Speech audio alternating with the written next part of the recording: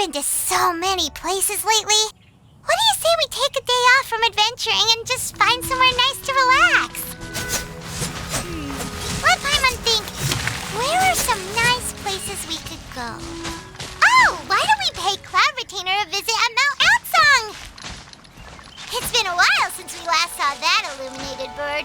She's always the one popping up out of nowhere and scaring us half to death. So let's surprise her this time.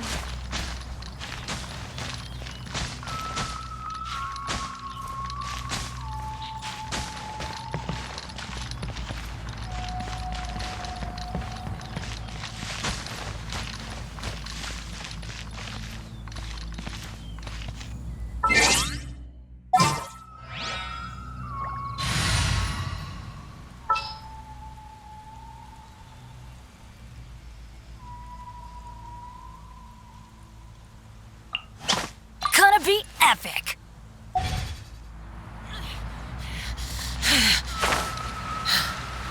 Those memories. So dark.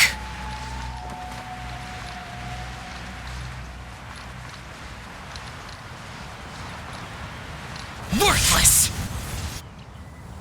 Here we are, right outside her place. Do you still remember the first time we came here? We even brought offerings and everything. And when we told her that Rex Lapis had been assassinated, she immediately threatened to squash Liyue Harbor. Paimon thought she'd be impossible to get along with. But now that we've spent some more time together, she's really not like that at all. We probably don't need to bring any offerings now that we've gotten to know her pretty well, right? Still, Paimon's got some snacks around here somewhere, so if she really wants something, we can just use that. Huh? Traveler? Did something catch your eye? Whoa, what a pretty lady. Is she also here to visit Cloud Retainer? Yeah, you're right. All it takes is one look and you can tell she's someone special. As expected of that bird lady, really. She must have a whole bunch of Adepti friends from all over the country. Okay, but if we're both friends of Cloud Retainer, then we're basically friends by association, right? Want to go up to her and say hello? Helping you make more connections is a part of Paimon's job as your reliable guide. Paimon's got this.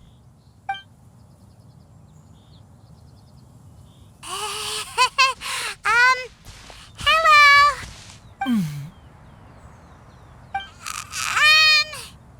Paimon is Paimon! And this is the Traveler. Paimon doesn't think we've met, but we're also friends of Cloud Retainer. May we have the pleasure of learning your name, Madam Adeptus? You two... What is this tomfoolery? Has this shift in form so clouded your eyes that you no longer recognize one anymore? Wait, you're... Huh? You're the illuminated bird? But you look... human! How did that happen? Oh, donning human form is scarcely any test of one's abilities. As for your confusion, one merely had no reason to indulge such inclinations before. So, you're indulging now because? Well, one has made plans to pay a visit to some disciples at Liyue Harbor. Taking on a human form for such a trip is simply a way to make matters less conspicuous. You? Worrying about keeping a low profile? You're the one who likes to pop up out of nowhere all over the place. In fact, Paimon can think of several examples. Like last year, when you suddenly appeared on the top of a roof without any warning. Or...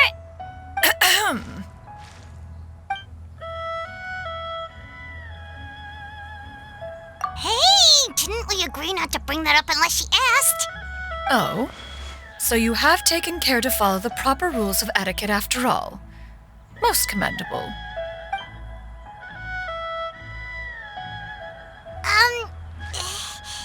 Well, this is all Paimon's got. You don't mind, right?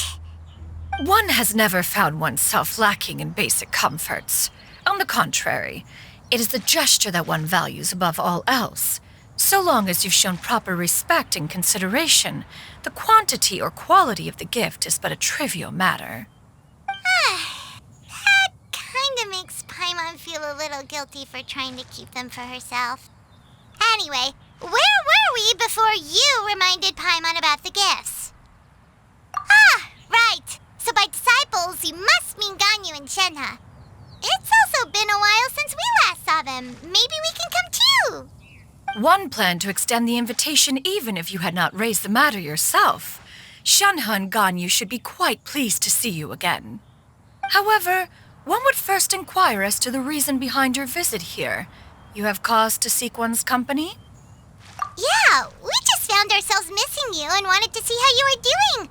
We were hoping you'd tell us one of your stories. Who knew we'd run into your human form while we were at it? Is that so? If there are no urgent matters at hand, then let us make haste for Liyue Harbor. Ganyu is likely still working at Yuehai Pavilion, so that shall be our first stop. Sounds great! Then let's all go to Liyue Harbor!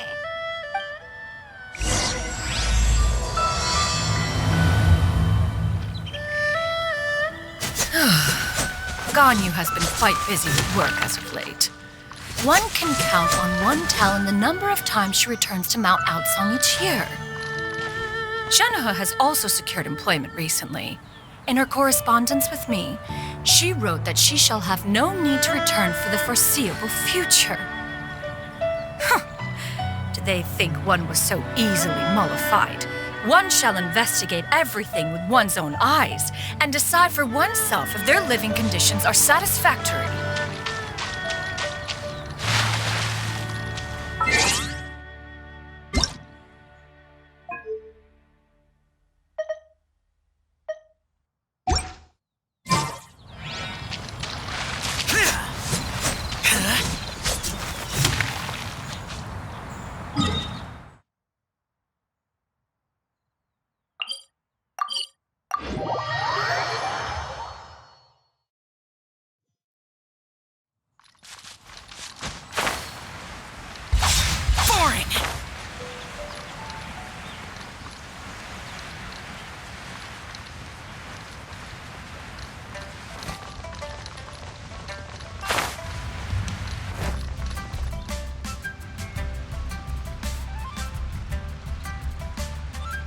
We're almost at Weihai Pavilion. Hey, do you think Ganyu will be shocked to see Cloud Retainer like this? Guess we have no idea if Shenhe and Ganyu have ever seen her in this form before. Wait, where did she go?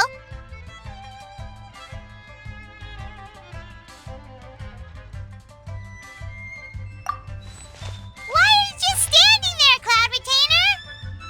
Quietly now. One shall stay here.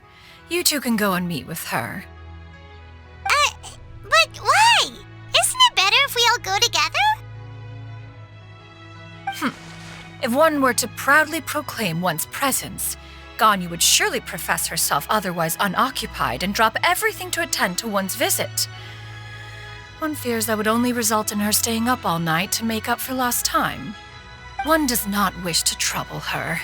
Conversing vicariously via you two shall suffice. Do remember to inquire as to her recent well-being. Again, do not mention one's presence here. Fair enough. Makes sense. All right, then. We'll just pass on your regards and... Cloud Retainer? Oh, busted. Is that lady someone you know, Miss Ganyu? She is indeed. I'm sorry, Huixin, but could we delay the upcoming meeting for a little bit? I believe my schedule today is quite full. Although, perhaps I could move some work to later in the evening. Oh, not to worry, Miss Ganyu. I'll make the necessary arrangements right away. Thank you, Huixin.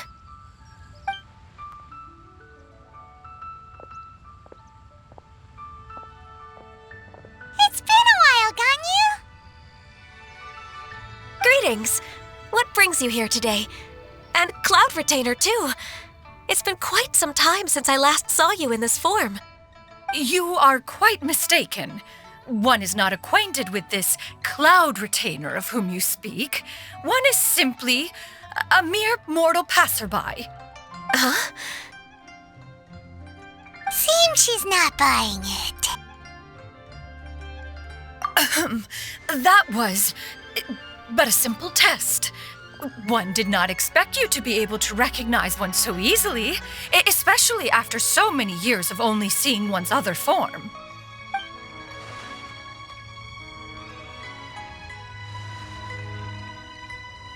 But recognizing you is, my responsibility as your disciple. An apt observation. One was simply passing by while attending to some important business. One thought it would only be fitting to pay you a visit while in the area. Wait, Paimon wasn't aware of any important... Cloud Retainer's right! We've still got something super important to do, so we can't stay here for too long today. Oh, is that so? But it's been so long since we last saw each other. One simply desired to see you and had no intention of interrupting your work. A quick conversation should suffice for today. A more involved reunion should wait until you find yourself less occupied. I understand. That should be fine. While one acknowledges the amount of work that you have to deal with every day, one must also remind you to rest. Though Adepti blood flows through your veins, excessive exhaustion will still cause grave harm to your body. It still makes one nostalgic to see you as you are now, respected and independent. When you were young, you oft begged one to cuddle you to sleep when you suffered from nightmares. Cloud Retainer! Stop!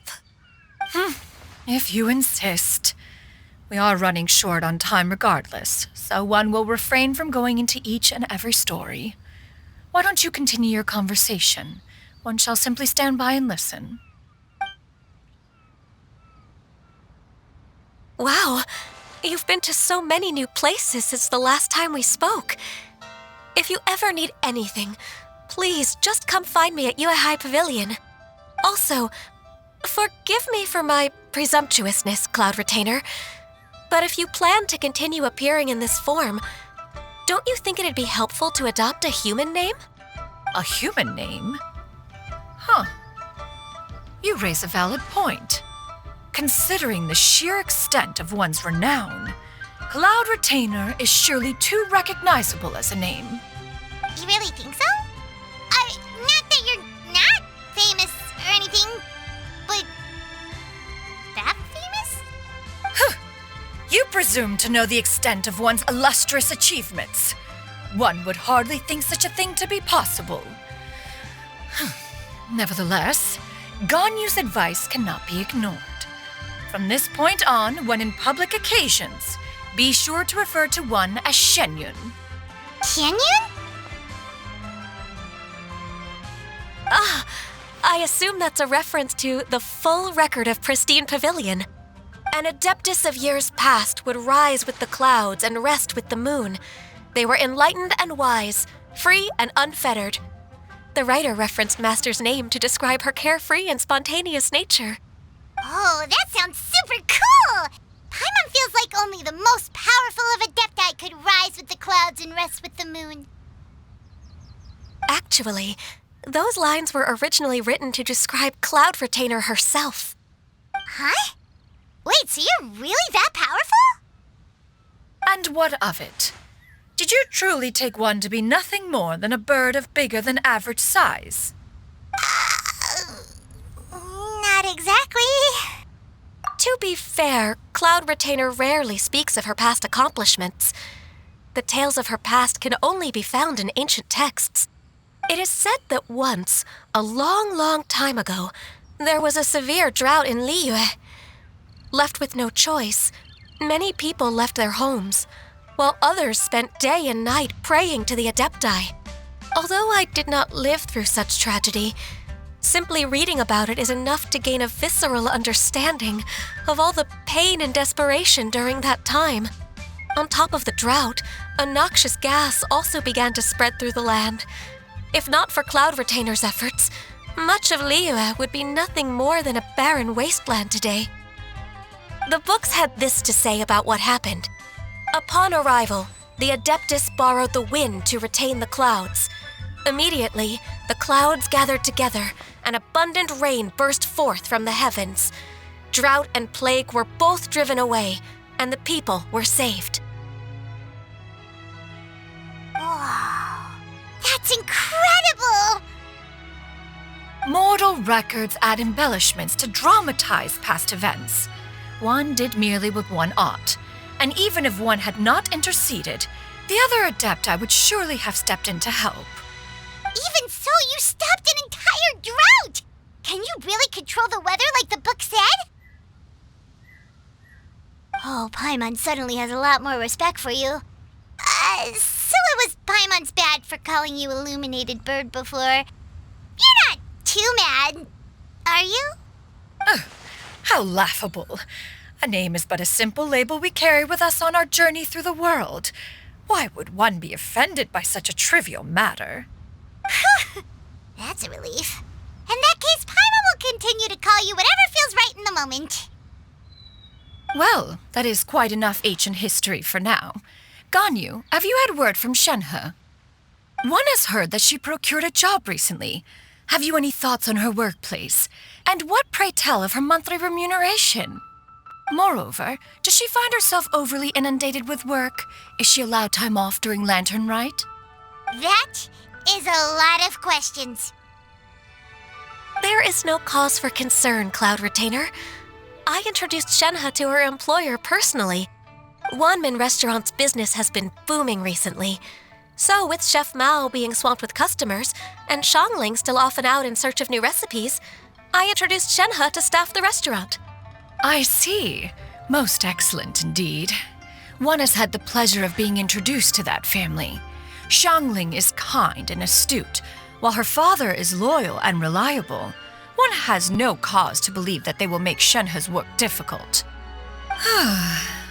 Now, it is almost time to partake in the victuals of noon. One shall visit Wanmin Restaurant in person and see how Shenhe is doing.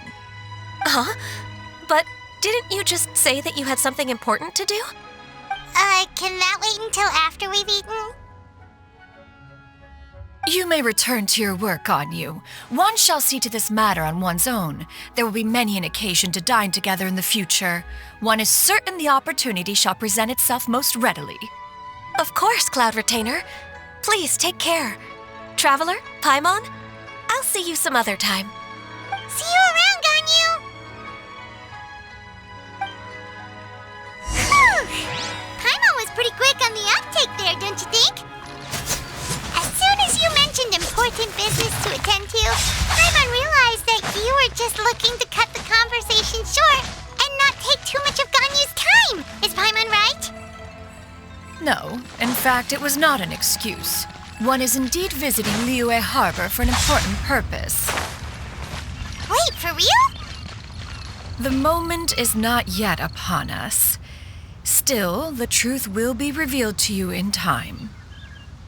Huh.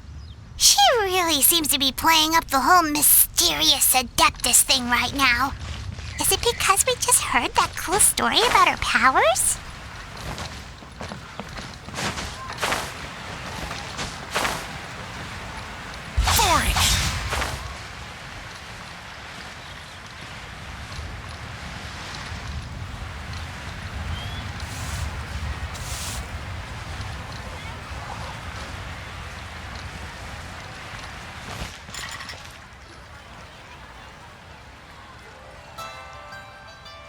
You get what I'm saying, right?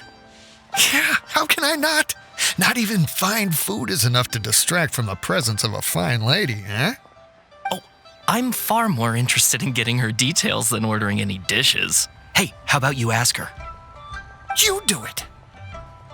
No. I think you should. Wait, she's coming. What can I get for you today? Greetings, miss. I was just wondering if you'd be willing to... What would you like to order?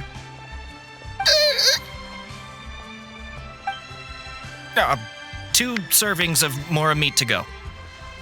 Good chat. Bye.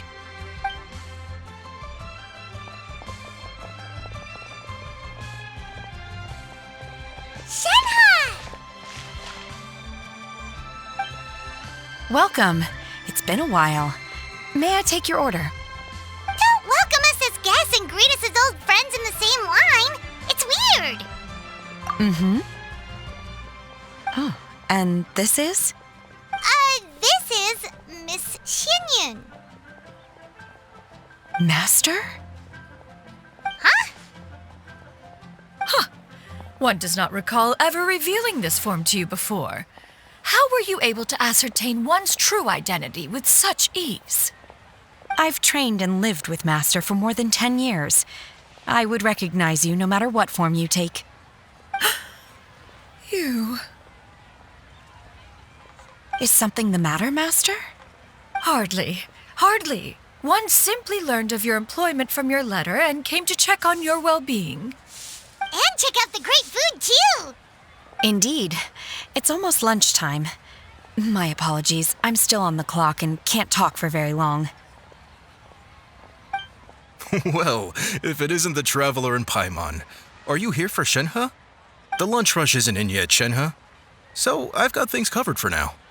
Go ahead, sit down and enjoy some time with your friends. I'll let you know if things pick up. Thank you, Chef Mao. Woohoo!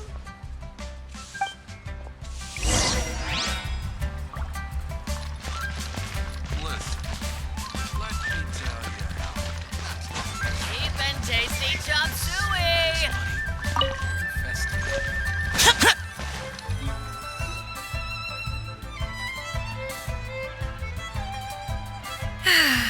It is just as one expected. The owner of Wanmin Restaurant is indeed a most reasonable and accommodating human. Still, the work here entails dealing with quite a varied group of people. Has this been difficult for you, Shenhe? It's been manageable so far. I sometimes run into strange people, but I have figured out a way to deal with them. Seems like you've been making progress. So by dealing with them, you mean... First, I try to talk sense into them. If that doesn't work, I threaten them with violence. At this point, they usually decide they are in favor of a civil conversation. How should Paimon put this? Oh, a sensible plan. One is gladdened to see you integrate so well into human society. And you, Master? How have you been? Simply marvelous. Though Mount Outsong has scarcely enjoyed your presence recently, one has hardly found the pleasure of one's own company to be lacking. I see. Just as expected of Master. I have missed Master quite a bit too. Even though work has been busy lately, I've already had a conversation with Chef Mao about taking some time off soon to visit Master. Oh, you did? Do make note of such matters in your letters in the future. There's hardly a need to keep one in suspense. Whoa, her mood shot up just like that. By the way, Master, since you are in Liyue Harbor, have you had the chance to visit Ganyu? Indeed. She is similarly preoccupied with her work. There was time only to exchange a few simple pleasantries. Ganyu told us the story of Cloud Retainer's name. It was amazing. We never knew how powerful she was before. I see. In that case, allow me to also share a story about Master's past. Oh? Is that a problem, Master? I believe this to be a good topic of conversation. No, not a problem. One was simply caught off guard. But no matter. Please, proceed. One is most curious to see how much of one's own conversational prowess you possess. Master once participated in a race against Mooncarver. After Mooncarver lost, he insisted that Master's ability to fly gave her a natural edge in such a contest. In response, Master agreed to forego flying in return for being able to use one of her devices in the race. Mooncarver accepted, only to find Master with a brand new device on the day of the contest. What kind of device was it? It was a mechanical vehicle made out of iron. What was it called again? Oh, an electro-powered bicycle? Oh, you refer to the bicyclical Thunder Flashmobile. One spent 49 days conceptualizing and crafting it. It need only be infused with adeptal energy, and it can cover thousands of miles in one day. Oh, it boggles the mind why Mooncarver ever supposed he might best me in a contest of locomotion. Though he sprinted with all his might, he could barely keep up. Alas, the one flaw of my mechanism lay in its weakness against mountainous terrain. One was thwarted mere seconds from victory, when it was thrown off course and failed to make it across the final stretch. Truly a most unfortunate turn of events. Anyway, do go on, Shenhe. Master, that was the end of that story. Is that so? With you gone, one has seldom felt the desire to call upon those old fossils for another contest. What is a race without spectators, after all? Have you been lonely, Master? Lonely? At one's age, entire human generations come and go in the blink of an eye. Even one's own self-directed musings can span several days and nights. 'Tis a most foreign sentiment. The mere mention of it is preposterous. What is the reason for that look upon your face? It's nothing. It's just... Well, Paimon gained a lot of respect for you after listening to that story of you summoning the rain and everything. But all it took was a few words out of your mouth and it's like you're back to being that illuminated bird again. Paimon's just a little bit confused. Which one of the two is the real cloud retainer? To me, they are both, Master. One is the master that's widely revered by the people, while the other is the master that I respect and adore. One finds oneself exalted yet again with sweet words of praise and flattery of a most extravagant nature. You chose to exalt one with your words, yet you refuse to grace Mount Outsong with your presence for any extended period of time. One would almost question the sincerity of your estimations. This is not to say that your words paint an inaccurate picture. One has always lived by a single ideal. Eschew all action and abide by no rule. One does as one pleases and speaks as one pleases. Others may critique or praise as they see fit, yet one places little weight in such judgments. She got 2 sentences of flattery from her disciple, and it's as if her ego is about to burst. Do you have any empty tables?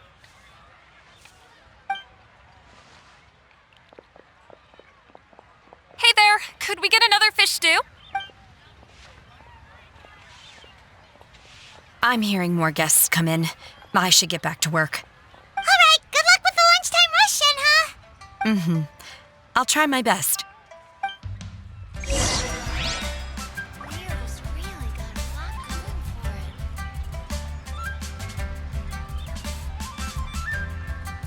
So much yummy food! Paimon's gonna feast! One is fond of all kinds of delicacies and delights in a multitude of flavors. The dishes here demonstrate no shortage of culinary skill. Their unique flavor profile has left one more than satisfied. In fact, one has been struck by quite the fit of inspiration. One has already begun to conceptualize the next generation of supreme cuisine machines. Everything's so tasty! A bit too hot at times, but still super tasty. I'm sorry, miss, but our tables are full. Shall we try somewhere else, Granny? But it smells so delightful. Can we really not eat here? My poor legs can't go on for much longer. Well, you could always check with some of the other guests and see if anyone's happy to share a table. Okay, I'll ask around.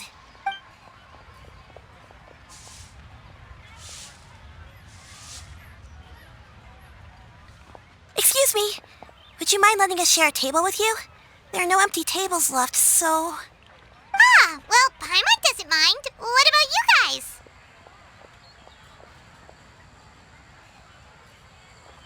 Great! Thanks so much. My name is Xianyun, and this is my granny, Yuendai. Granny? Yep. Is there something wrong with that? No. Paimon's just a bit surprised. She looks so young. Yeah. A lot of people compliment Granny on her youthful looks, but she's actually much older than she appears.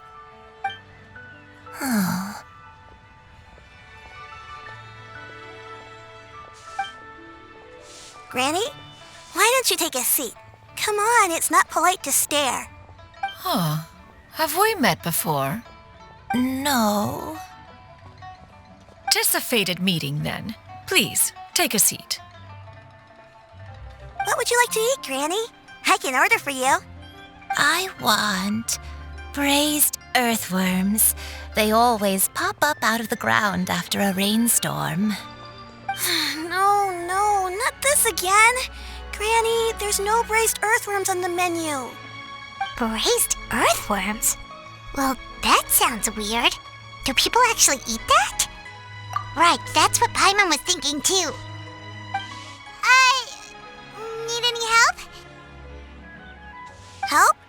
Oh, do you mean with Granny? Thanks, that's nice of you to offer. Granny has pretty bad dementia, so her memory's getting worse all the time. She's always saying things that sound kinda confusing. Actually, her memory's been bad ever since I was little. But it's gotten so bad lately that I even have to remind her who I am every morning. They died young. It's just me and Granny now.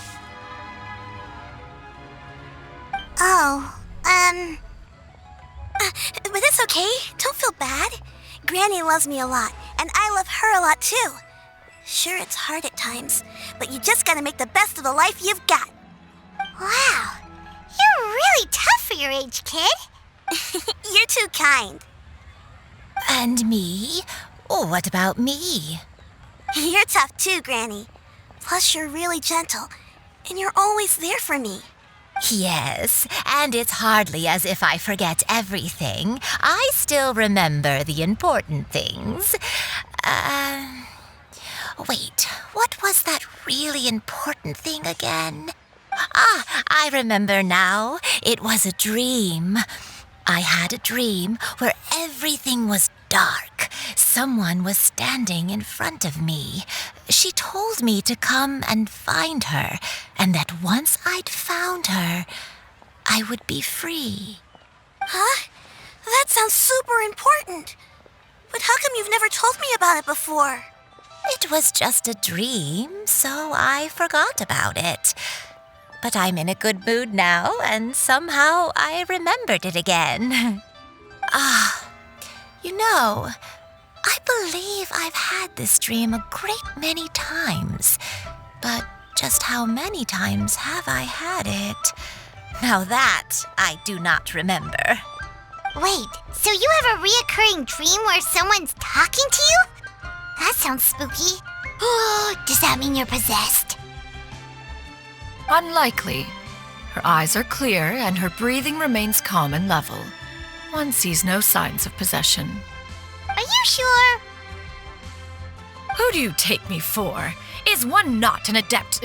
Am I not an expert? You're right. Paimon almost forgot you're the expert. In that case, do you still remember what the person in your dreams looked like, Granny? Not anymore. Although, I have a sense that she looked rather like me. But not as I am now. My younger self. A younger version of Granny? This is just getting weirder and weirder. What is going on here? As one said, fate must have brought us together. You may leave the situation to me. Are you sure? So, what are your names? Paimon's Paimon. Just Xianyun is fine. Thank you all so much for offering to help.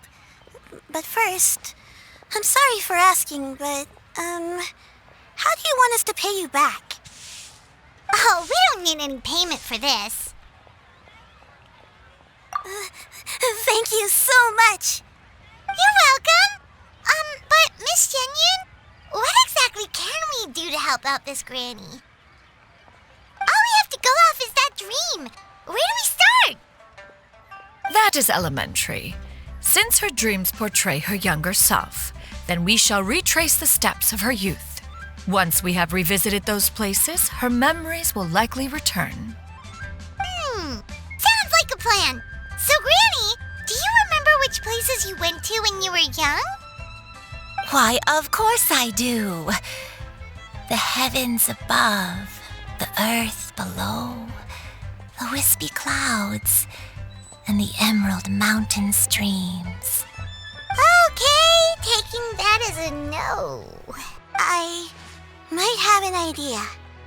Once, when I was really little, my dad told me that Granny used to be a martial artist heroine who saved loads of people from a disaster.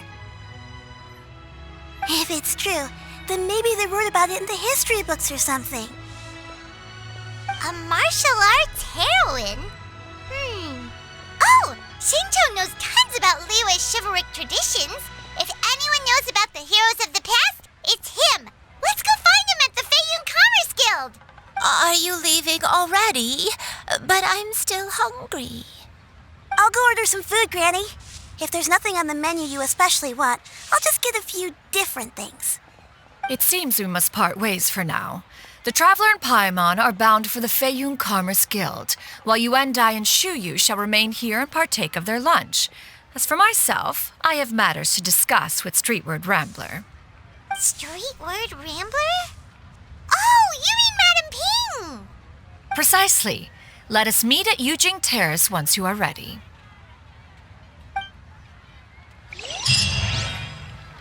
For this price, the food is unbelievable. Eat to your heart's content. Today is my treat.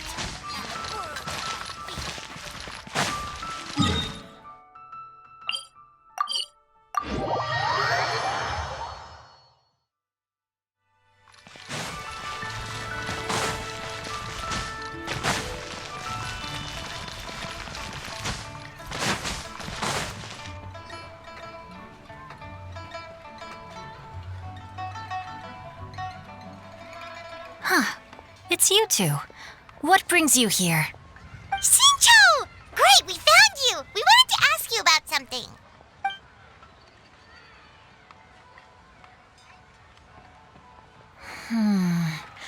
That's not a whole lot of information to go off of. I don't know if I can say for sure. I can't pinpoint her identity from your description alone. But considering her age, I am reminded of a nameless heroine who's been featured in various chivalric novels. Nameless heroine? That's right. The novels often speak of a great drought from 50 years ago. As the people suffered, a nameless heroine appeared and began to clear away evil spirits in bandit camps. The people idolized her, but never learned her name. All they knew was that she always acted alone. Later, though, she supposedly fell in love with a similarly noble-minded exorcist from Mount Tianheng. They were well matched in more ways than one, often fighting together as a fearsome duo of otherworldly strength. After the drought ended, the heroine and the exorcist left the public eye and began living a reclusive life in the mountains. All that remained were tales of her incredible accomplishments. The way this nameless heroine faded from fame into obscurity later in life is not too dissimilar from Miss Yuendai. I hope that's somewhat helpful. Thanks a lot, Shincho. We knew it'd be worth talking to you.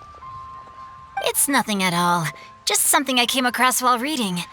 I did do a bit of extra research on her story, but it was just out of personal curiosity. Well, Paimon still thinks that's super cool. Oh, wait, Shincho, if you've read up on her, do you know of any places often associated with her? Let me think. In the novels, the nameless heroine always appeared near one of 3 places: Wangshu Inn, the area just north of Jueyun Karst, and Qingyun Peak. Perhaps the real-life heroine who inspired the character was also often seen near those 3 places. That would explain why those locations appear in the various novels written about her. You're welcome. To be honest, I found some parts of the story confusing when I first came across it. If Miss Yuendai was indeed the original inspiration for the character, she may just be able to help me put the pieces together. It's rare for a chivalric hero to fade into obscurity during their lifetime, even after retiring from the public eye. But no one ever saw or heard from the nameless heroine again. There were even rumors that she became extremely ill. I've never understood why someone would go to such lengths to erase themselves from public memory. It's almost as if she was trying to hide from something. There's probably far more to the story than what's been written. We'll be sure to tell you if we manage to uncover the truth. That's a deal. Perhaps, behind the truth of it all, there lies a story more fantastical than any work of fiction. Paimon feels like we just learned so much from Xingqiu. A drought, a nameless heroine, a life of seclusion. Wait, why does the story sound super familiar? Oh, right! There's a drought in this story, too! Xingqiu, are droughts super common in Liyue or something? Well, they used to be. But people have long since developed methods to prevent them, like by cultivating the soil or digging canals. So while droughts do happen from time to time, they are rarely regarded as true disasters.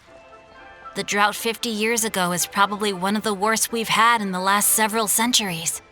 The crops withered, the streams ran dry, and the monsters in the mountains became rabid and agitated. Countless caravans were attacked, and people who lost their homes came together to form bandit groups. What started as a natural disaster soon became a human tragedy as well. That sounds awful. Yeah, and that's exactly why the nameless heroine was so beloved. She must have been someone of true integrity to do so much for the people while asking nothing in return.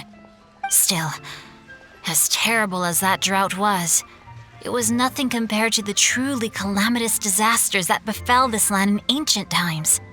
They say that back in those days, disasters were both more severe and more common. Only the strongest of Adepti could hope to dispel the ruin and devastation. Do you have any other questions? We're good for now. We're just going to head back and meet up with Miss Xianyun and the others again. Paimon hopes that Granny Yuendai will be able to remember more of her past. She used to be a great hero who saved many people. So sad that she can't recall any of it. Anyway, we'll be off now. See you some other time, Xingqiu. Thank you so much for your help. It's no problem at all. Safe travels.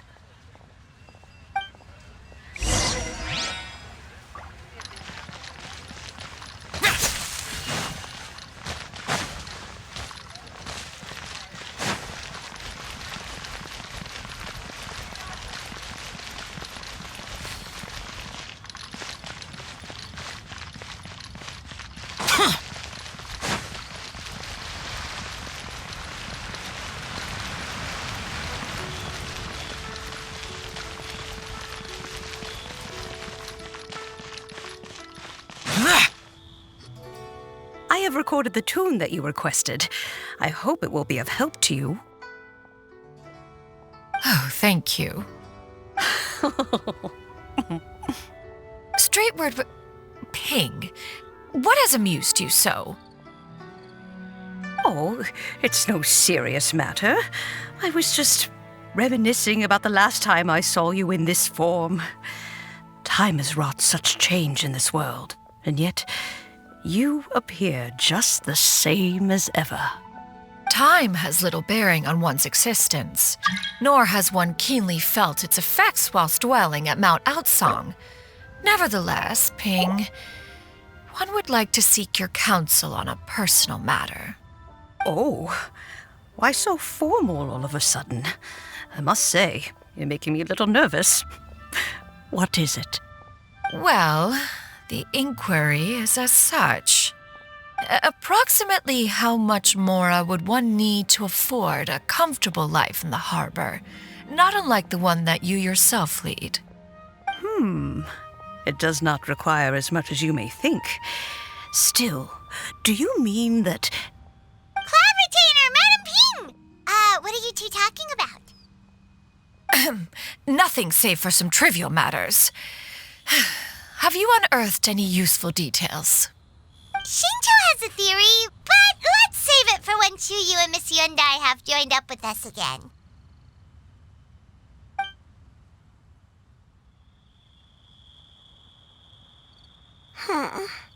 Do not be troubled, young lady. Here, have some tea. Thank you so much. What do you think, Chuyu? Does it match up with what you know of your granny? According to the story, the nameless heroine eventually fell in love with an exorcist from Mount Tianheng. Maybe that's my grandpa. I don't have many memories of him, but there was this one time I found a box in our attic full of a bunch of weird sigils. I think so too. Granny might remember something once she's returned to a familiar place. What marvelous tea. I can taste the dew's sweetness in this cup. It's as if I was taking a stroll in the mountains, thoroughly one with nature and at peace. Is that so? Then please drink as much as you like. There's no need to hurry. At our age, it's always nice to slow down and take the time to appreciate pleasant conversation among friends. Thank you. Okay, since we have the time, can I ask you something? Sure thing. What would you like to know? I have a secret I want to tell you. Let's go talk over there. Please be mindful of your personal safety.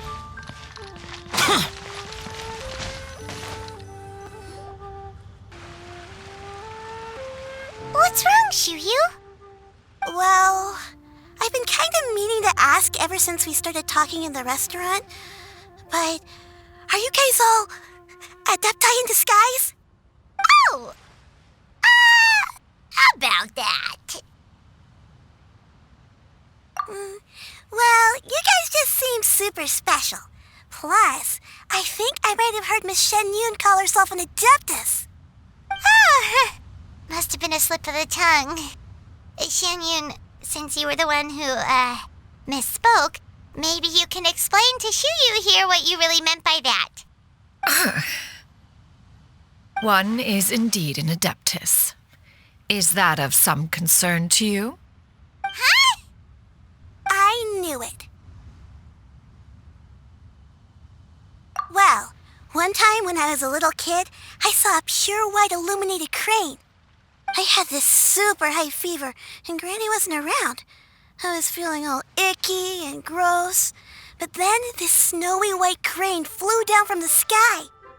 She put me on her back and flew me to her cool adeptus house and fed me some sort of magic potion. When I woke up, I was already back in my bed and my fever was gone.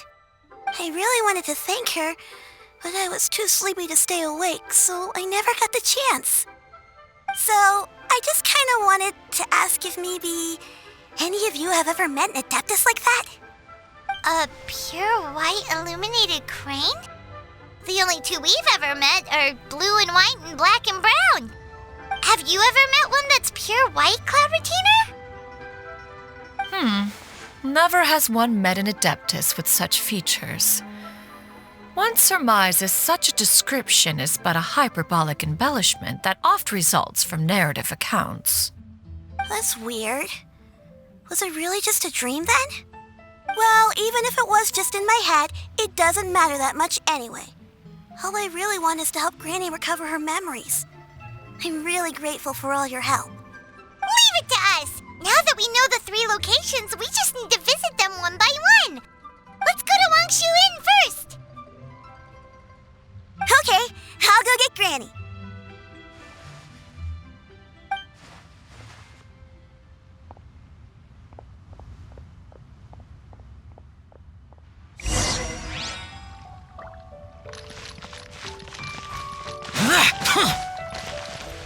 Leaving already?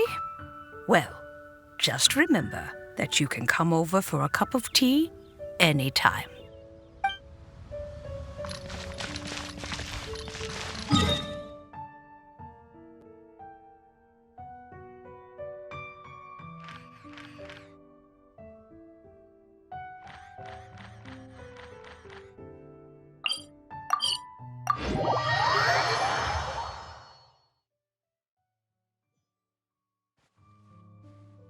Wangshu Inn.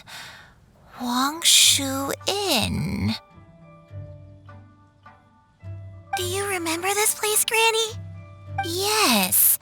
The fish here is very delicious, and if you look out into the distance, you can always spot a bird that's been left behind by its flock.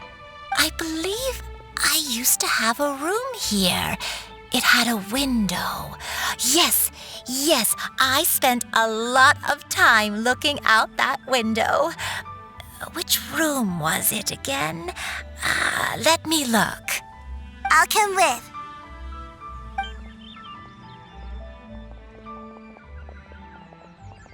Paimon's still having some trouble understanding what she's talking about, but if she's so familiar with this place, that must mean she lived here, right? Wait, huh? Whoa! Xiao! What are you doing here all of a sudden? You scared the living daylights out of Paimon! I sensed a non-human presence and decided to come take a look. If you're here, then there's likely no trouble afoot. I suppose there's no cause for concern. It's been a while, Cloud Retainer. I see you have returned to your previous form. I have indeed.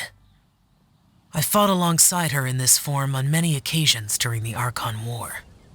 Oh, wow! What was she like during the war? Oh, wait, let Paimon take a guess. Was it anything like this? Behold, the glory of one's newest invention, the Bang Bang continuous fire mechanism. Hands up and surrender, or be prepared to face the full might of the Adepti. An impressive imitation. Paimon knows her all too well. Even so, Cloud Retainer was not always as ostentatious as you describe. You may be unaware, but her talent with Adepti sigils is just as formidable as her skill in mechanics. The Archon War reached its peak after Guizhong's death. The Cloud Retainer who fought beside me in those devastating battles was taciturn and solemn, only speaking when she had to activate her sigils. A Cloud Retainer who barely talks? Paimon can't picture it. But what happened after that? If you were so powerful in your human form, why did you decide to take up your bird form again? Once one had bid farewell to the world of mortals, what use would one still have for such a shape? When dwelling between mountain and forest, away from the struggles and troubles of the mortal world, a mortal form is hardly the most fitting of choices. After the war, Cloud Retainer retired to Mount Outsong, only revealing herself to the occasional visitor, and always in her avian form. Although I do believe there was an occasion some 30-odd years ago when she decided to don her human form. I believe it was for the purpose of... One believes there is little need to relive bygone matters. Granny, are you okay? Back then, at this place, Perhaps this conversation should end here. I shall take my leave now. Should you encounter any trouble, you need only call my name. However, given that you are traveling with Cloud Retainer, I trust you are in good hands. Everyone! I think Granny is finally beginning to remember her past. Slowly now, calm your mind and recount what has been recalled. A long time ago, I stayed here to recuperate from my illness. Huh. So what Shinto said was true! You did fall ill! Was that why you went into hiding? I don't remember. I'm very sorry, but I can't even remember the name of my illness. The only thing I can remember is that it took a great toll on me, and there was no cure for it. I was confined to my room in Wangshu Inn, where I spent many days unconscious. I'd come to every once in a while and stare at the migrating birds outside the window. It was a solemn sight. I remember crying, but I'm not even sure I knew why. One day, I met a traveling merchant. Upon hearing of my illness, he sold me a bottle of soul-revitalizing tea pills. He told me that the pills were concocted using Adepti blood and could be used to alleviate my symptoms. Sure enough, I made a full recovery. My illness remained dormant for several decades after that. Wait, but if your illness remained dormant for several decades, are you saying that what you're going through now is just a relapse of what happened all those years ago? And it was all thanks to the pills that you managed to keep the symptoms in check? Paimon's brain kinda hurts. Do you remember anything else? I'm sorry, I don't. Oh, if only I wasn't so useless. Hey, you're not useless. You've done so much for me. Watched me grow up. Raised me. How could you say that about yourself? Oh, fret not, dear child. Granny was just a bit frustrated. That's all. The recovery of a person's memories is a gradual process. Finding pieces of one's past is always superior to not finding anything at all. Let us make haste to the next location. Next location. Oh, why don't we go to the area north of Dwayunkar's next? There isn't really a landmark there, so where should we start? Oh, Paimon's got it. Let's check out the houses in the area first. After all, if she was there for any length of time, then she would have stayed somewhere, right? Oh, Paimon's really got her thinking cap on today. At this rate, we'll recover all of Granny Wendai's memories in no time.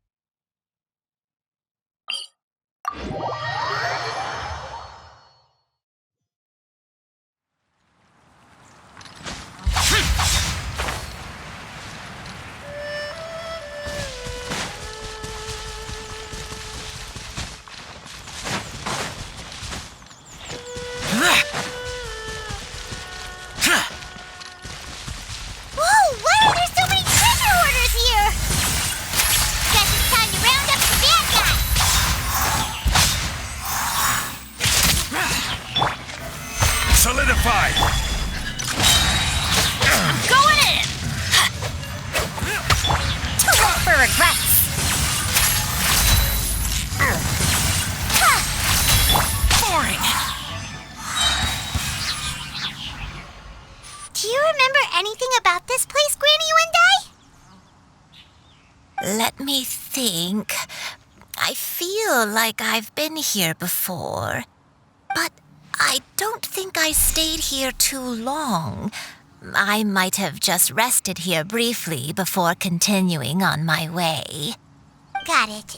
That's okay. There are still plenty of other places we can check. Wait a second. If I remember correctly, I believe I brought...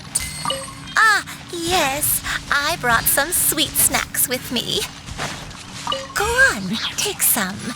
You need to eat a lot if you want to grow big and strong. Oh, thank you. Then Paimon will help herself.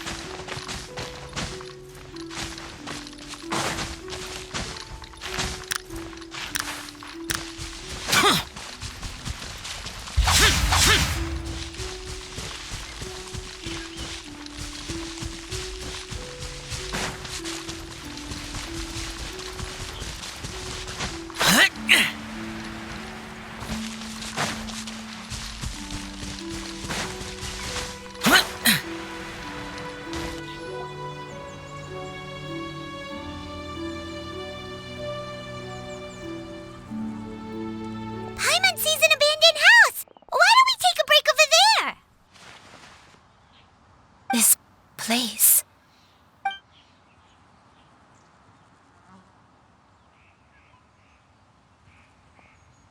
Did you remember something, Granny? I remember. Shuyu, this is where your father was born. It was a moonless night. I had been injured, so your grandpa was supporting me. We fled together with some being in the fog behind us in hot pursuit.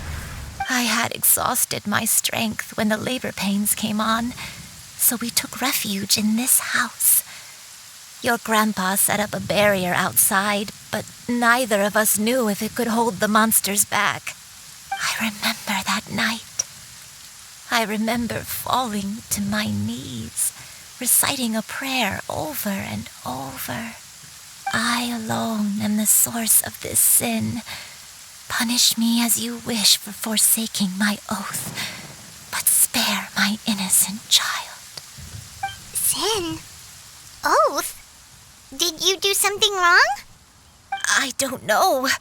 I don't remember. I only remember praying in the darkness with all my strength until the sun finally rose again and the fog cleared out.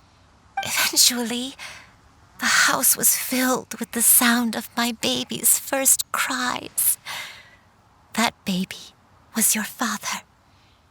I remember I clutched him tight to my chest and wept tears of joy. It was the first time I'd ever felt such happiness in my life. My dad? He was my pride and joy, and so are you, Shuyu. You're so much like him, and I love you both so much. But you're always going to be different from me. Why? Just what did I do? I don't care what you might have done, Granny. You'll always be the person I love more than anything. You're too sweet, Shuyu. I'm lucky to have you with me. If not for you, I would not have had the courage to come here, to try to remember what I had forgotten. All right, let's not stand around any longer. There's one place left, yes? Let's go take a look. If one recalls correctly, the next place should be Xianyun Peak.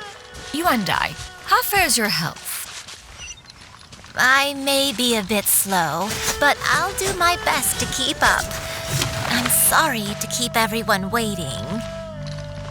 Climb on. I shall carry you to the top. Oh, such lightness of weight. All those who grow old grow frail in the end, do they not? First, you lose your memory, then your health.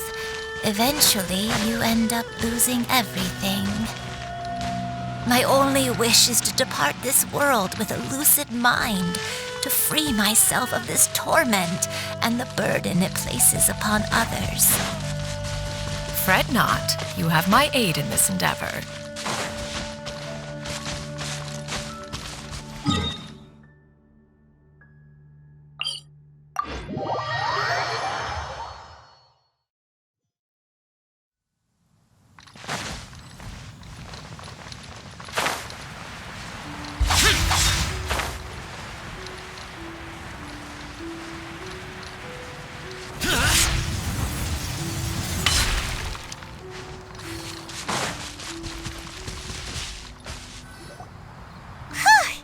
We're finally here. Does this place feel familiar to you, Granny Wendai? Let me see.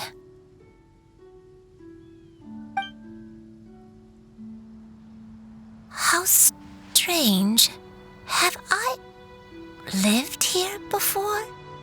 When we were at Wangshu Inn and the abandoned house earlier, though I couldn't remember everything, I still felt a sense of familiarity. I could easily picture myself in those places.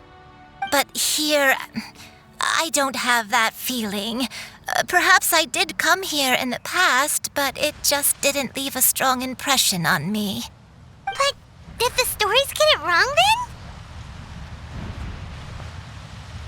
Yeah, that's true. But they're also the only thing we have to go off of. Paimon was hoping this place would jog Granny Wendai's memory just like the others. I'm sorry to disappoint you two. It's all right. We're not going to give up yet. We'll figure something else out. Just you wait. Thank you. If only I could remember. Huh? That way. What's that mountain? Oh, let Paimon look! Huh? Isn't that Mount Outsong? Looks like we've come full circle. Mount Outsong. Mount Outsong. Granny, are you okay? Don't push yourself, Granny. It's okay if you can't remember. You shouldn't do something that makes you sad. Mount Outsong, What am I really? Mount Outsong holds some familiarity to you? It does, but I can't go back. Are you feeling unwell? My head, it feels all heavy and dizzy. What is wrong with me? Cloud, Miss Xianyun, is there anything you can do? Let us go to Mount Outsong. But... Fret not, all will be well. You and I, you have already given more than enough to the pursuit of this endeavor. You may leave the rest to me. I've prepared something that can aid you in suppressing the fear in your heart and restoring your lost memories. It currently resides at Mount Outsong. Wait, really? When did you do that? I never leave anything to chance. All will reveal itself when we arrive.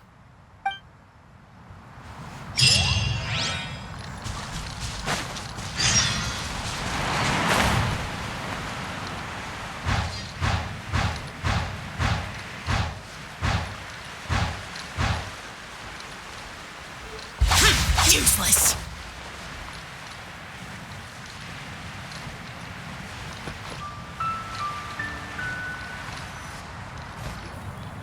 Come on, just tell Paimon already! What's this thing you've prepared? Here, this is it. Huh? But isn't this the mechanism that you were tinkering with when we first got here?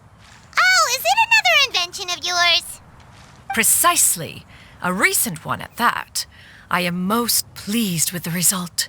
I call it the Suspensus Somnium mechanism. It periodically releases a soft breeze, which when paired with a gentle adeptal tune, can help the listener subconsciously relax and even enter a semi-hypnotic state. Soothing agitation and anxiety, relieving exhaustion and insomnia, its potential uses are numerous indeed. And of course, it can also aid in the recovery of lost memories. Whoa, what a cool gadget! But if you had it all along, why did you keep it to yourself until just now? We could have come to Mount Outsong right off the bat and saved time on a lot of floating. How preposterous. Had you and I not recalled much of her past through her own efforts, the device would have nothing to draw upon. We Adepti can only help those who first resolve to help themselves. Had she lacked such determination and strength of character, one would have little to offer in way of assistance. Paimon thinks she gets it now. Hey, what's that other thing? As previously mentioned, a gentle adeptal tune is required to take full advantage of the mechanism. One secured such a tune from Streetward Rambler. Only with her melodies can the mechanism reach its peak power. Whoa, Paimon can feel what you mean. Paimon's body feels light as a feather. It's as if she's lying down on a warm patch of grass after a super satisfying meal. And you and I, is the mechanism helping you to relax? It appears she has already succumbed to the depths of reverie. Come, join one on this side. We shall give her some time to herself.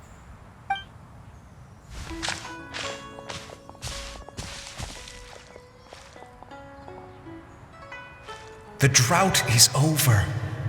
But why do you look like you want to cry? potion. It's nearly run its course.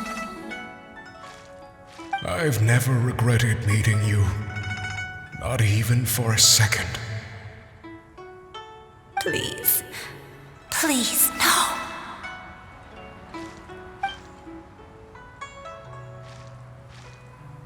Have you forgotten? This is the world you left behind. One of gentle breeze and morning dew, perfectly straddled betwixt the realms of heaven and earth. This is your home. This is where you belong. You should have never left. The you of the past, the me from not that long ago, we should have never.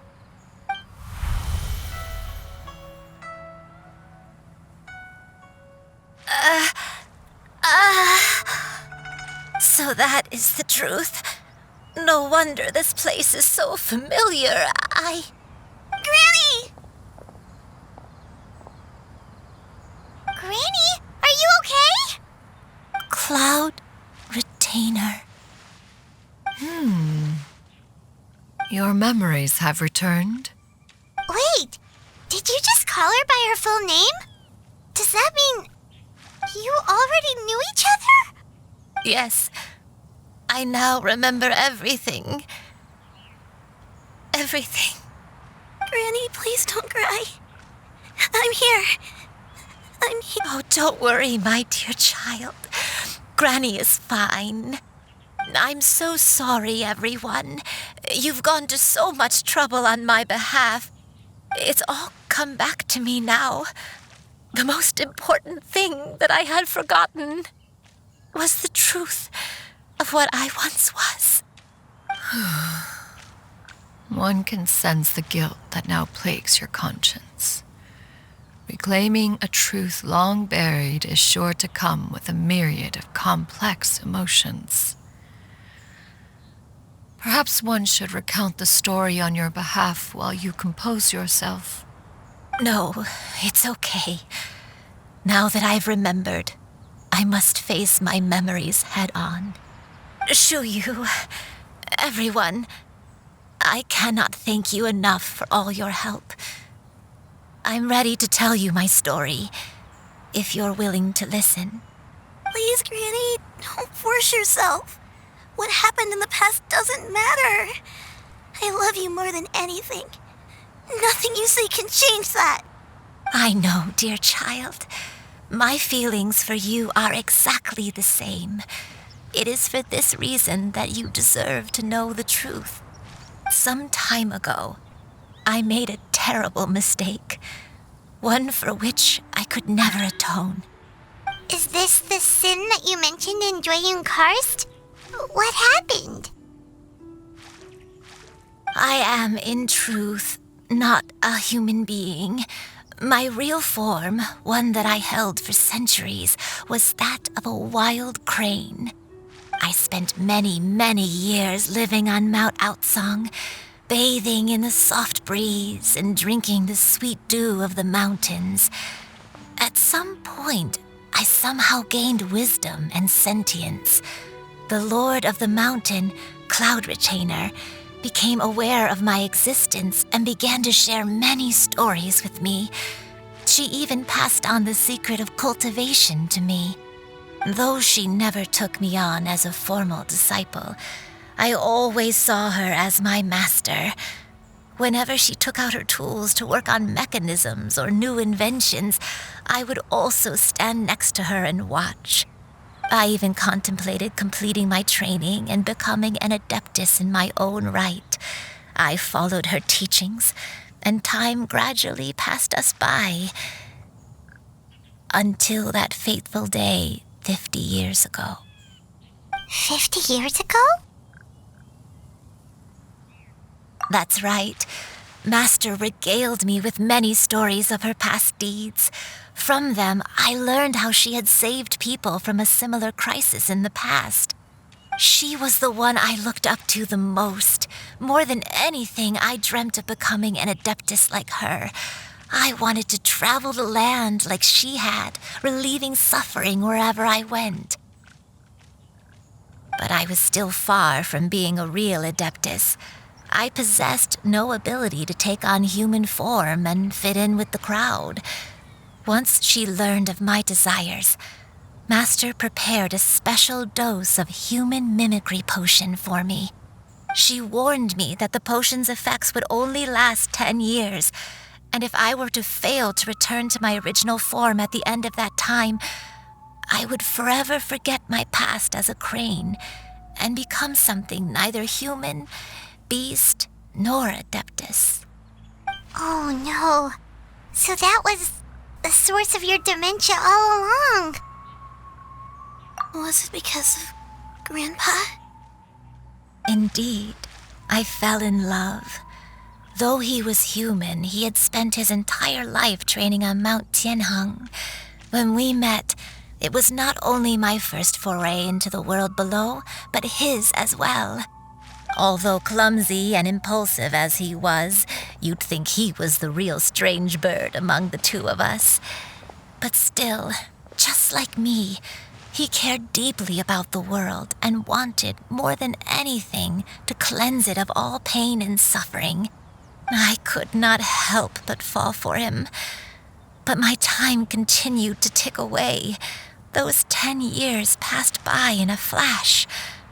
Yet I did not want to leave his side, so I... Oh no, what happened next? I committed an offense.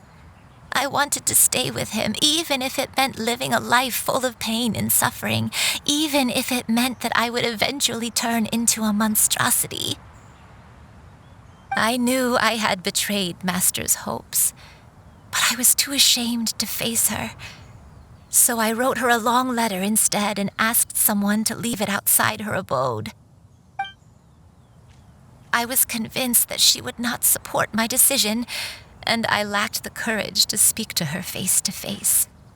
In my shame, I fled and tried to hide from the world, such that no one would be able to find me again. But that was only the beginning of my troubles. I began to suffer from a strange illness. My memories became hazy and confused, and I could no longer keep myself awake. I understood that my pain was caused by my refusal to return to the life I was fated to lead. Along with my memories as a crane, I soon forgot the true cause of my suffering as well. I knew only that I had committed a sin. All I could do was pray for forgiveness, even if I had long forgotten what needed to be forgiven. Looking back, I was beyond lucky to have come across that traveling merchant at Wangshu Inn. It was such a fortunate coincidence that we were there at the same time. If it weren't for those soul-revitalizing tea pills, I probably would have... Granny! What's wrong? Coincidence? Why did I ever think it was a coincidence? Tea pills concocted using the blood of an adeptus? No, it couldn't be. Master, don't tell me. Back then, that merchant was actually... Human custom would dictate the conferral of gifts to be in order when one's progeny is wedded, would it not? Consider the pills a symbol of one's best wishes.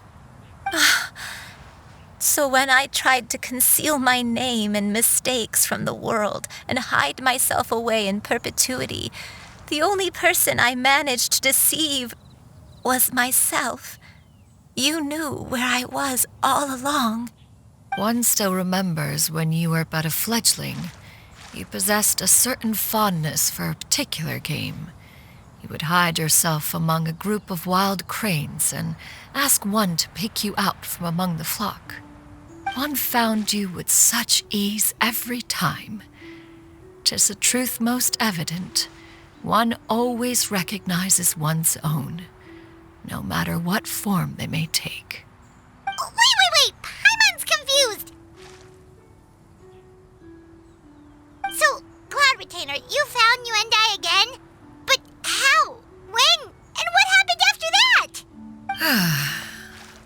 Thus, it is now time for one to recount the rest of the tale.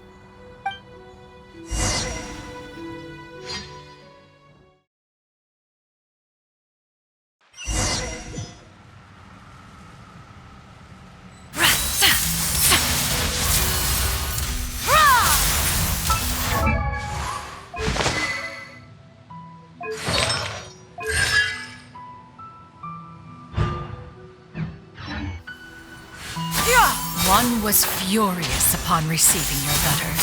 Seized with anger, one set out to bring you to your senses.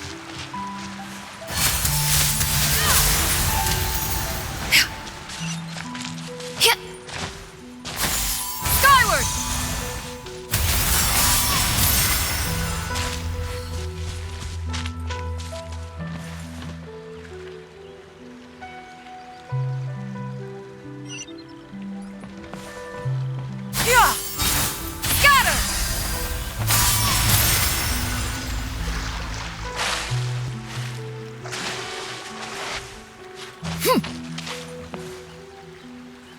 In truth, one had more than a few misgivings about your chosen partner. As an exorcist, his talent was lacking. One could hardly say his skill with sigils was any better. But soon, one came to appreciate the devotion he bestowed upon you during your illness.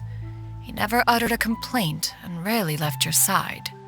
Unwilling to begrudge someone of such character, one decided to overlook his aforementioned deficiencies, glaring though they may have been.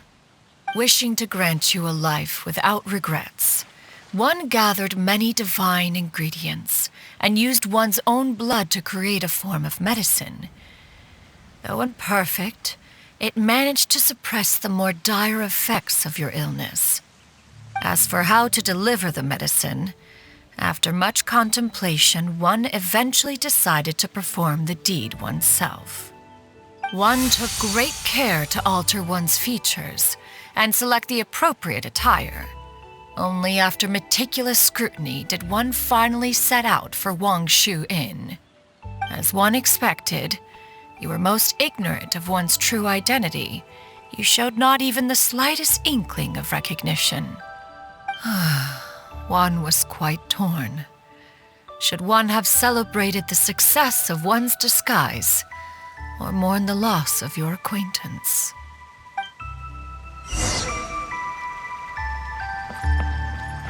Yeah! Skyward! Scatter!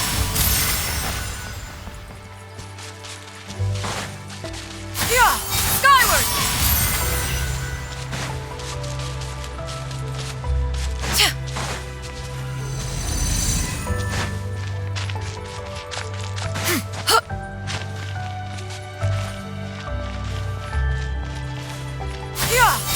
Nevertheless, one would speak to you about another matter, if you are amenable, even considering your loss of memory. One was simply flabbergasted that you could so easily forget the consequences of consuming medicine infused with adeptal blood. Its proclivity to attract monsters is hardly that complicated of a concept to remember. To think that you tried to travel while weak from sickness and heavy with child. Had one not intervened to clear the fog, all of you would have been lost during the night.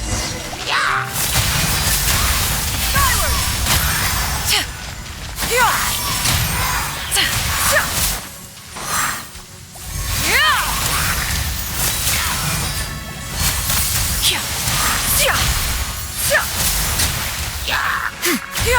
Skyward!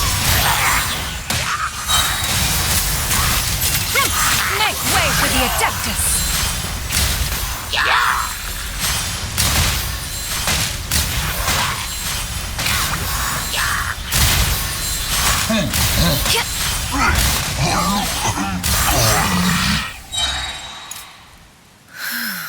Those monsters would hardly have pursued you with such ferocity without sufficient incentive. They were likely incited by the presence of godly remains. Said godly remains, in turn, were likely drawn to the trace of one scent on your body. One was, after all, an active participant in the Archon War. Some of the gods were likely shattered by contraptions of one's very making. In the end, one was relieved to see you endure through the night. At the break of dawn, one heard an infant's cry pierce through the air, and one saw you carefully cradle the child to your chest. Although certain mortal matters remain foreign to me, one could not help but be moved by your joy. To see you happy, that was more than enough.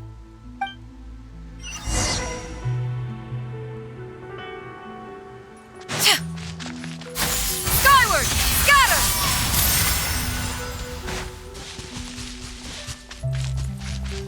Now you should have a complete understanding of the events. Wait, but if that's true, then the crane who took care of me when I was sick must also be... Ah, one had almost neglected to recount the absurdities of that tale.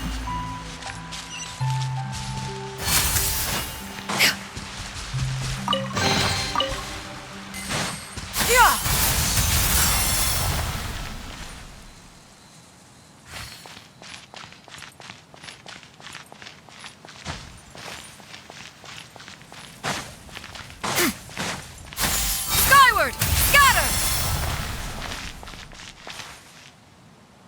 Just as Yuendai troubled one with her antics, so did you give one many a headache.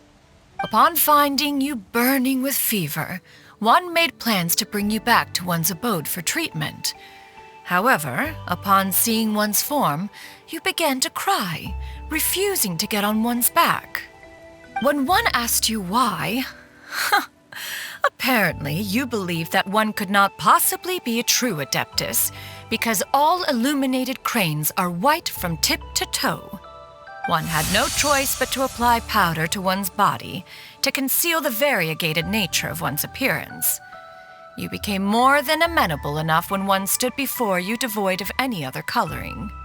It bears mentioning, however, that as a crane, Yuendai was nearly entirely pure white in color. Though you had never encountered her in that form, you still recognize the essence of her being. Perhaps fate brought you two together in more ways than one.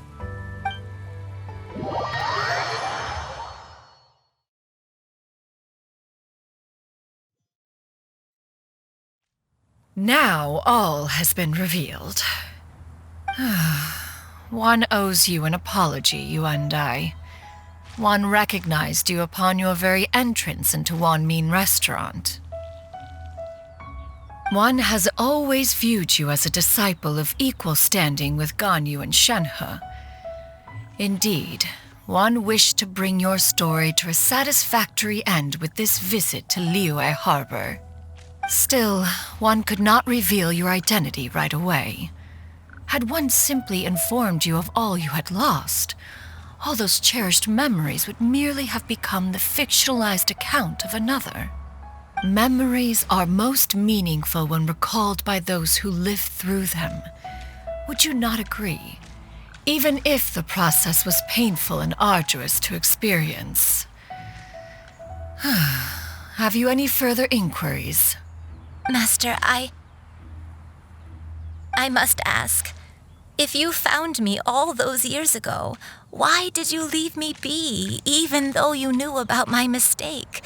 Why did you not bring me back to Mount Outsong by force? One has never regarded your action as a mistake. It was a simple choice, nothing more. When it is time for one's progeny to leave the nest, it is the responsibility of an elder to let them fly free. Yet, when your wings grow weary and the night grows dark, just know that you always have a place to which to return. 'Tis a refuge referred to by many a name in mortal writing. Home, nest, haven. Whatever its denomination may be, its essence remains quite unchanged. One speaks, of course, of a place not unlike one's own abode. One's disciples are free to come and go as they wish, yet the door remains forever open to those who wish to return. One rather hopes you count yourself among them. Thank you. Thank you. You and I. One expects you too have sensed the rapid deterioration of your condition as of late. Have you not? 40 years ago, you chose a path without a future. Though one used one's own blood to provide you with a few decades of extra time, it merely delayed the inevitable. One may have extended the path, yet one was unable to alter its final destination. Even the power of an adeptus has its limits. Had your condition continued to deteriorate, you would have forgotten your life as a human entirely. In the end, you would have turned into a creature lacking in the ability to even comprehend its own monstrousness. Fortunately, you were able to avoid that scenario by reclaiming your memories. Though one sped the process along by providing some guidance, the result is entirely a reflection of your own effort. So, what's gonna happen to Granny? One will help her reclaim her original form as a wild crane. If it be fated, she may recover her sentience one day. She's gotta go back to being a regular crane, huh?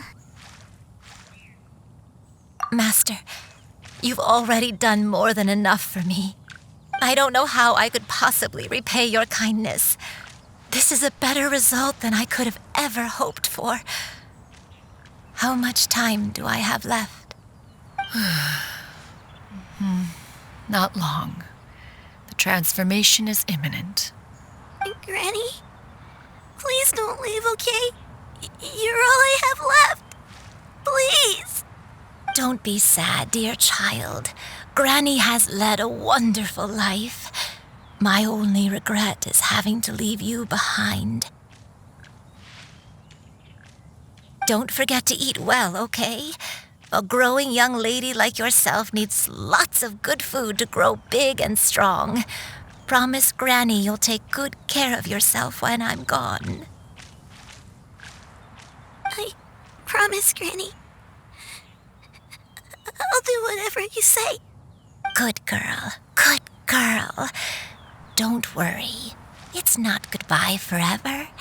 Granny's gonna become the most formidable crane in all of Mount Outsung. Granny will train day and night. I won't stop until I can turn into a human without having to rely on anything but my own power. When that day comes, we'll be able to live together again, you and I. How's that sound? Good. That's a good girl. Even though we won't see each other for a little while, as long as we both work hard, we're sure to meet again someday. I'll eat well, Granny. I promise. And I'll wait for you, no matter how long it takes. I'll wait for you to come back. That's a good girl. Then Granny really has no more regrets. I'm so sorry, Master.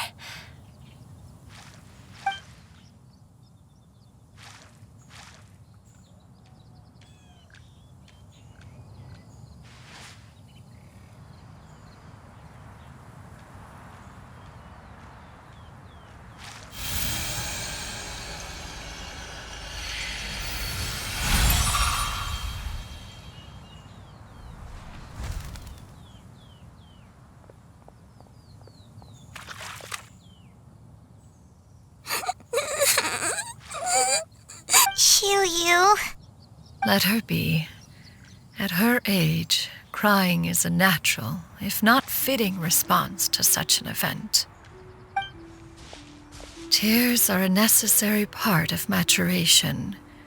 Sometimes there is scarcely a better vehicle to wash away the toll of stress and misery.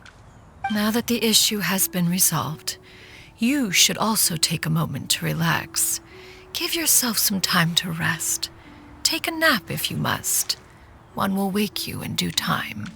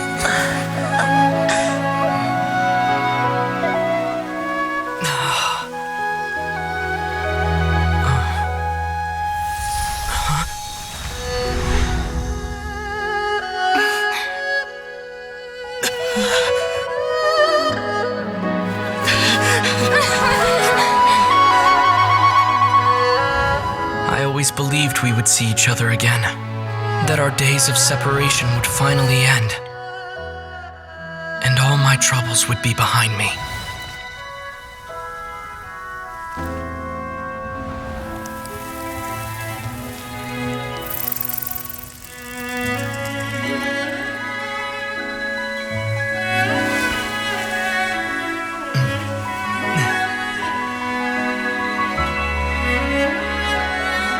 If only things could stay this way forever.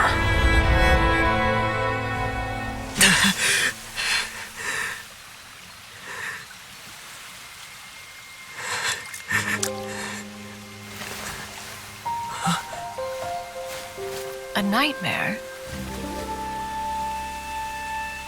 Curious. If you're relaxed, shouldn't your dreams be pleasant? It was a good dream. It's just... You weren't ready to wake up.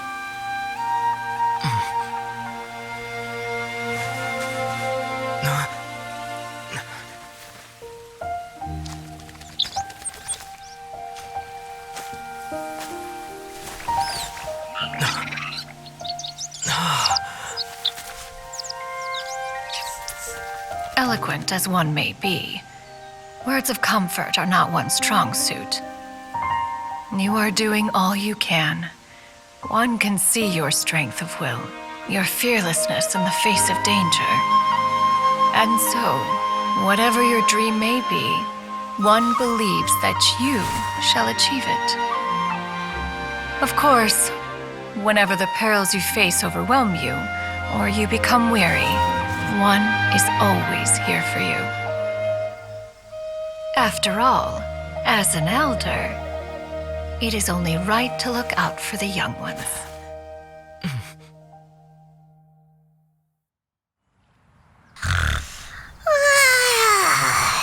Grilled chicken drumsticks. Huh?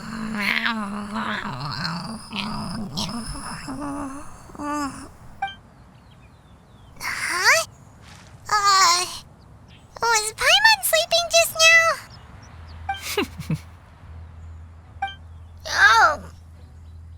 Oh, Paimon wasn't talking to you. Paimon had a dream about eating grilled chicken drumsticks, that's all. Madam Adeptus?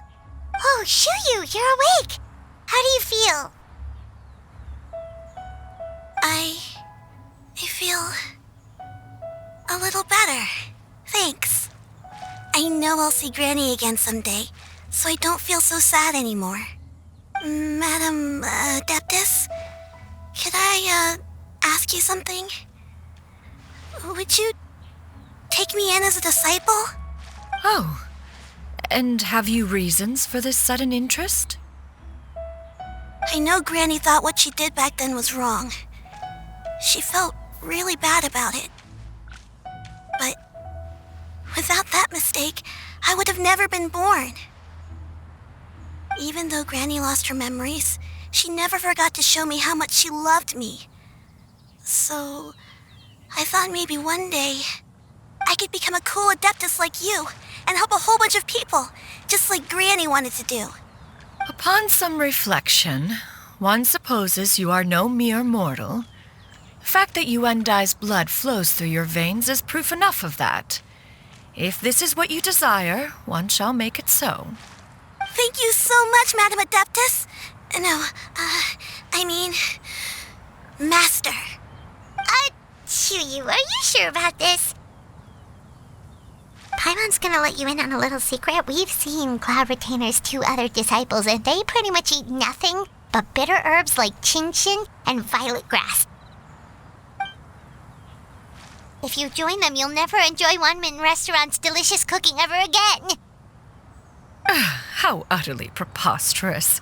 One has never enforced such a rule.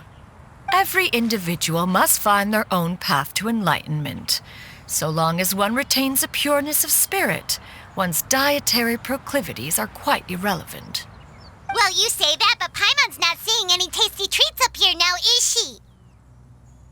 Although Mount Outsong is rich in natural beauty, its location does preclude access to certain finer mortal comforts. That is precisely why one plans to relocate to Liyue Harbor. Shu Yu shall have the honor of becoming one's first disciple in the human world. Whoa! You're leaving Mount Outsang? One has never concerned oneself with the location of one's residence. From the very beginning, one has sought only solace and peace. Yet in the end, all of one's disciples ended up in Liyue Harbor. Ganyu, Shenhe, Yuandai. They all chose a life among the mortal world. One has reflected on this fact for many years now. One can only assume that it is due to some failing on one's part as an elder or master. A failing, perhaps, of recognizing what it was they truly wanted. One is most curious as to what aspect of Liyue Harbor could have enticed them to remain there. One could hardly offer an opinion on the matter, but perhaps some time in the harbor will prove instructive. Why are you all so silent? Paimon is, just a bit shocked, that's all. So, does this mean we can grab a meal together in Liyue Harbor sometime? One has precious little time to squander. However, if one finds oneself otherwise unoccupied, one would not be opposed to the idea. One will be assuming the identity of a human while residing in Liyue Harbor. You should take care to avoid disclosing one's true identity. Don't worry, we'll help you keep it a secret. So, when can we expect to start seeing you in the city? Perhaps in 2 days' time. One has some matters to see to before one's departure. Preparation is the key to success, after all. One plans to put up various items from one's collection for sale. The earnings should provide for a comfortable living in Liyue Harbor. One has already picked out a handsome property near Chuhu Rock. 'Tis no small purchase, but what is mortal life if not one expense after another? Seems like you've really thought of everything. Then how about we meet up in Liyue Harbor in 2 days? A sensible plan. See you then. Oh, also, why don't you take this suspense insomnia mechanism as a souvenir? Anytime you should feel ill at ease in the future, you may try quieting your mind and sitting in meditation as you listen to its melodies. It might help you find a new perspective. Awesome! Thanks, Cloud Retainer! Hey, didn't we promise Shincho that we'd tell him what we found out? Should we make a trip to the Feiyun Commerce Guild? It's totally up to you. So, about your move to Liyue Harbor, you gonna tell the other Adepti about it? I have left an explanatory note in my abode. Those 2 old fossils will discover it, I am sure, should they come seeking my company. Considering their recent penchant for going off on private escapades, however, I find myself caring little for how they shall receive this news.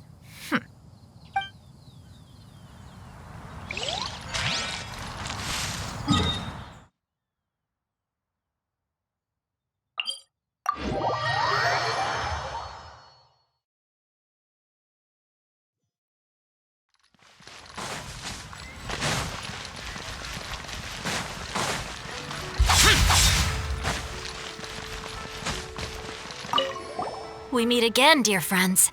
How did everything go? Great! And it's all thanks to you!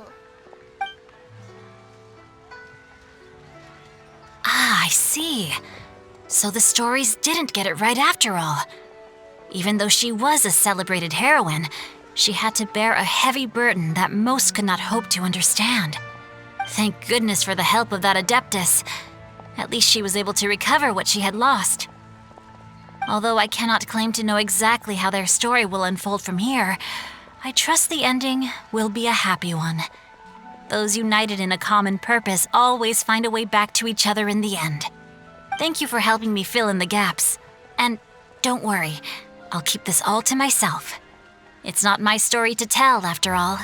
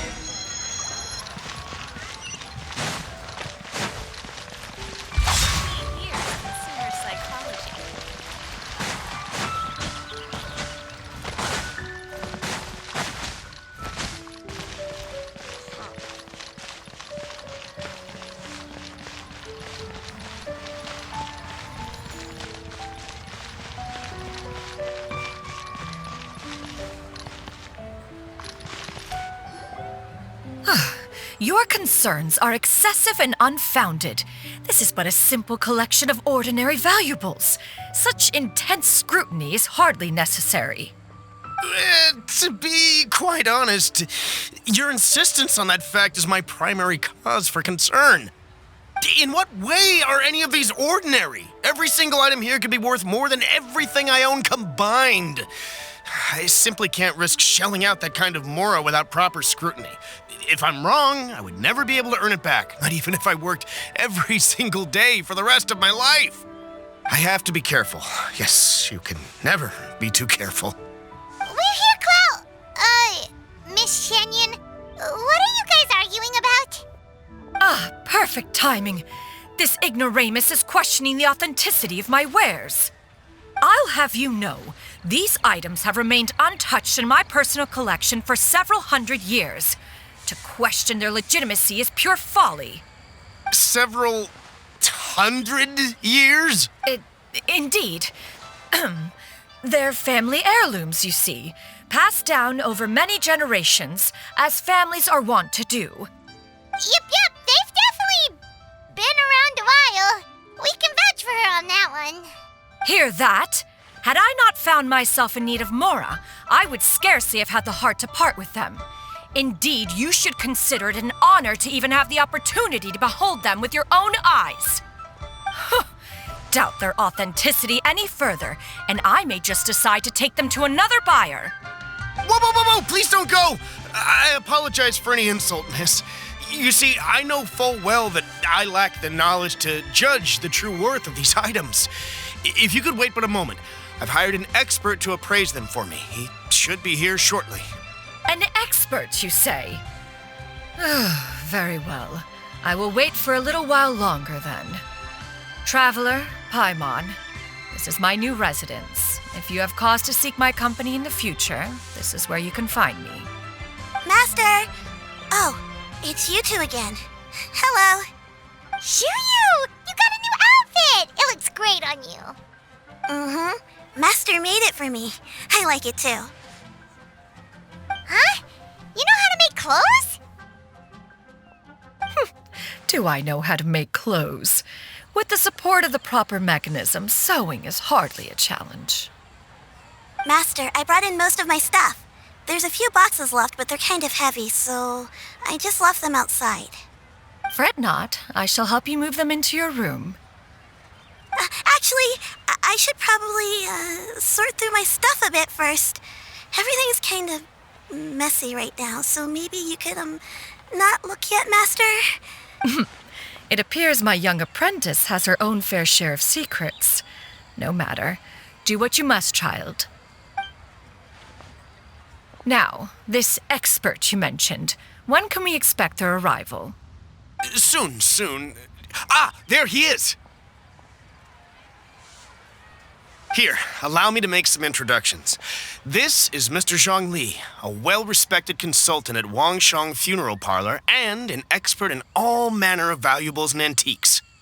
Mr. Zhongli, this is Miss Xianyun. She's the one who's looking to sell the collection of valuables I mentioned earlier.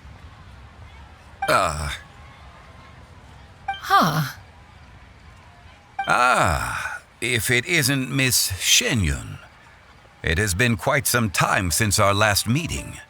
What a serendipitous reunion. Indeed, most serendipitous.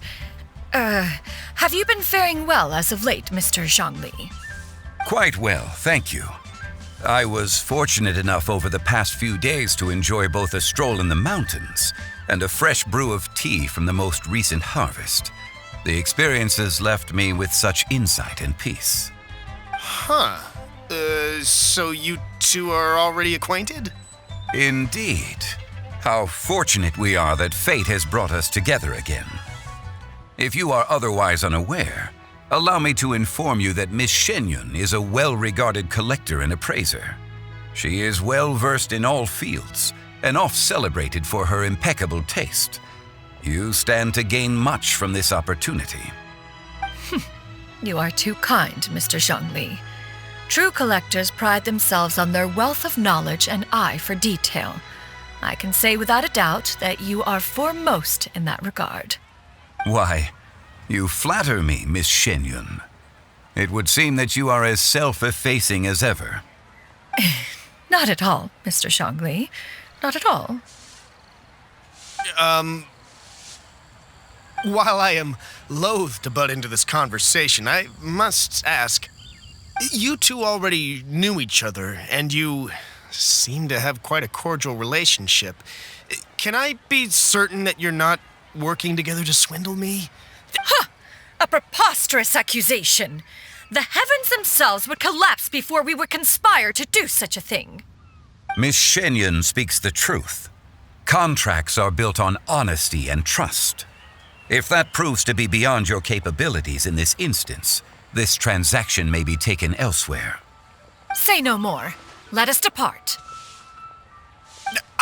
I jest. What fool would still harbor doubts after Mr. Zhongli himself has vouched for the goods? Miss Xianyun, wait!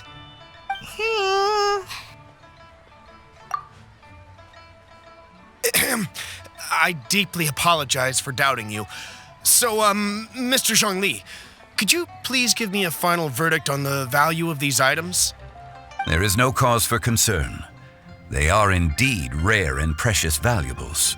Take this mechanism, for instance. Though one may not immediately perceive its purpose, its structure and appearance are exquisite enough to merit it a place in any fine home.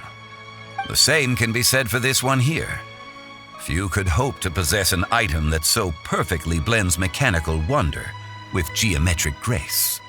I am sure you have heard from your travels that the study of mechanisms is among the most wondrous arts in this world.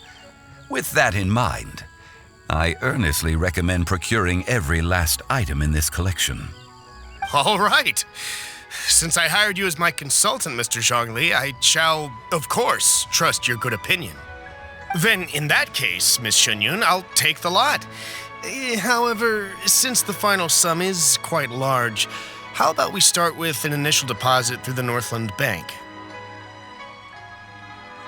The Northland Bank? Huh. Oh, you refer to the fiduciary house. Oh, very well. I fear people only use the term bank nowadays. In that case, I'll be off for now. I'll return to collect the goods once you've received the funds.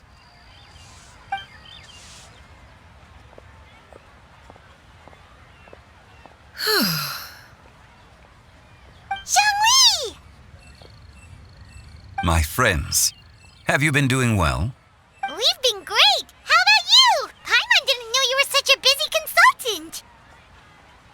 My days have been quite pleasant as well. I had been quietly enjoying a cup of tea when Mr. Xiaozu requested my services. As for you, Miss Xianyun, I presume you must be looking to settle in the city? I must say, the name Xianyun sounds exceedingly strange coming from you. Perhaps you could dispense of that particular epithet in further conversation. Whatever for. Am I not addressing you as a friend should? Well, that is true, but... Alas, refer to me however you will. After all, a name exists such that others may address you with it. One is hardly ignorant of that fact. It would seem that you have gained many valuable insights over the years, Cloud Retainer. One has indeed. One's previous days were all brief. Now that one has made up one's mind to move and settle, one has gained a much better appreciation of the hubbub and commotion of the city, as well as the people's hard work and ardor. This city is much changed from how it was more than 1,000 years ago. Not unlike the ocean tides, so too shall the movement of people ebb and flow. From turmoil to peace, enlightenment to aspiration. Human society possesses limitless potential. In another 1,000 years, the scene we witness here may change in ways that are impossible for either of us to imagine. Alright, that's enough reflection for one day. No need to get all sentimental on us. You make a valid point, Paimon. Now that the sale has concluded, What say one plays the host as we try some specialty dishes together? One must profess great interest in trying bamboo shoot soup. Perhaps you have forgotten, Cloud Retainer, but I once tried my hand at that dish. You were at the table on that occasion, so logic dictates that you should have already tried it. Oh? What occasion was this? It was a reunion between friends several centuries ago. Alas, you must have been too preoccupied to secure yourself a portion. Or perhaps our other companions simply availed themselves of faster reflexes on that occasion. Hardly. 'Twas most certainly out of consideration for the others in attendance. In but a moment, one will show you what it means to have a true deftness of hand. It is settled then. Bamboo shoot soup, mora meat, crab roe tofu, triple-layered consommé. We shall enjoy the lot. One has already passed word to Shenhe and Ganyu to make a reservation. It is prime time for them to meet one's newest disciple. Is that agreeable to everyone? It should be a most splendid occasion. Shu Yu, come now, it is time to dine. This gentleman over here is Mr. Zhongli. He is, A humble employee of Wangsheng Funeral Parlor. Pleased to make your acquaintance. Nice to meet you too, Mr. Zhongli. That should be everyone, right? Let's go! Sounds good. Actually, Master, have you ever tried Adeptus' temptation? I heard it's impossible to stop eating after even just one bite. You know, 'cause it's super tempting and stuff. Is that true? That sounds rather implausible. Although with the right preparation, certain dishes can be too delicious to resist.